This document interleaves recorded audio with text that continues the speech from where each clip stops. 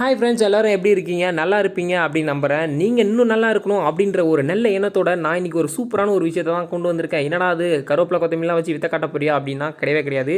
இது ஒரு சூப்பரான ஹோம் ரெமடி. நம்ம இப்போ இருக்கிற மழை காலத்தில் நிறைய பேர் சளி பிடிக்குது. பெரியவங்களாகட்டும் சின்னவங்களாகட்டும் எல்லாருக்குமே சளி பிடிக்குது இல்லையா? இப்போ அதை ரெடி பண்ணுறதுக்கு நம்ம வீட்டில் ஒருத்தவங்க சளி பிடிச்சிருக்கு. ஸோ அதனால் இந்த ரெமடிஸை செஞ்சுட்ருக்கேன். வாங்க எப்படி செய்யலாம்னு பார்க்கலாம். ஒரு பாத்திரத்தை வச்சிங்க, அதில் ஒரு 2 கிளாஸ் தண்ணி, அது 2 கிளாஸ் தண்ணியை ஊற்றுனதுக்கப்புறம் நம்ம கையில் இருக்கிற அந்த இஞ்சை ஒரு எம்ஐயில் போட்டு இந்த மாதிரி நல்லா நசுக்கிங்க. இது என்ன பர்பஸுக்காக பார்த்தீங்கன்னா, நீங்கள் இஞ்சி நசுக்கிறது மூலிமா அதில் இருக்கிற சாறு டேரெக்டாக அந்த தண்ணியில் நல்லா மிக்ஸ் ஆகிடும். ஸோ அதனால் இதை நசுக்கி அதில் போட்டுருங்க. கையில் இருக்கிற மிளகு எடுத்து இந்த அம்மிலே போட்டு நசுக்காதீங்க. நான் நசுக்கிட்டேன், அந்த தப்பை நீங்கள் பண்ணாதீங்க. நீங்கள் தனியாக நசுக்கிங்க. ஏன்னா அந்த அம்மியில் போட்டதுக்கப்புறம் அதை கையை விட்டு எடுக்கவே முடியல, ரொம்ப கஷ்டமாக இருந்தது. என் கையில் கிடச்சதை எடுத்து வச்சு நான் அப்புறம் 2 3 போட்டுட்டேன். அதுக்கப்புறம் அப்படின்னு பார்த்தீங்கன்னா வெத்தலை வந்து ஒரு காம்பை நீக்கிட்டு நல்ல ஃப்ரெஷ்ஷான வெத்தலையை ஒன்று எடுத்து போட்டுருங்க. அதுவும் தண்ணியில் கொதிக்கிட்டோம். அதுக்கப்புறம் பார்த்தீங்கன்னா வேப்பிலையோட கொழுந்து வேப்பிலையை நுனியை மட்டும் கிள்ளி எடுத்து அதையும் கொஞ்சம் தண்ணியில் போட்டுக்குங்க. இது கொஞ்சம் கசக்க தான் செய்யும், இருந்தாலும் நீ குடிச்சு தான் அவனை வேறு வழி கிடையாது. அதுக்கப்புறம் என்னத்தை ஆட் பண்ணுற பார்த்தீங்கன்னா துளசி தாங்க வந்து சளிக்கு ஒரு நல்ல சூப்பரான ஒரு ஹோம் ரெமடியே. ஸோ அதனால் துளசி கம்பல்சரி இந்த ரெமடிஸில் இருக்கணும். அதில் ஒரு 4 துளசி எடுத்து அந்த தண்ணியில் போட்டு அதுவும் கொதிக்கட்டும். அதுக்கப்புறமேட்டு கற்பூர இலையும் கொஞ்சம் நான் ஒரு 2 3 இலையை நீக்கிட்டு போட்டுங்க.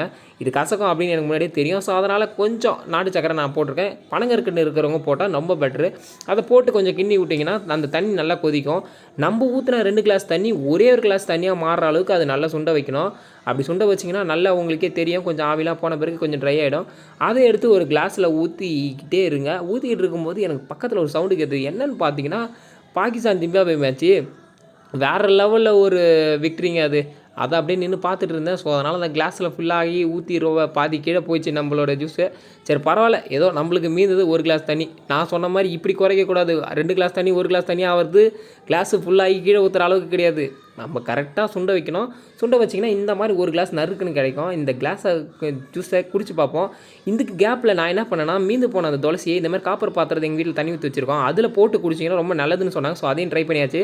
ஸோ இந்த ஜூஸை குடிச்சு பார்த்தா ரொம்ப கேவலமாக இல்லை, ரொம்ப கசக்குச்சு. ஸோ நீங்களும் ட்ரை பண்ணி பாருங்கள். கமெண்ட் செக்ஷனில் கமெண்ட் பண்ணுங்கள்.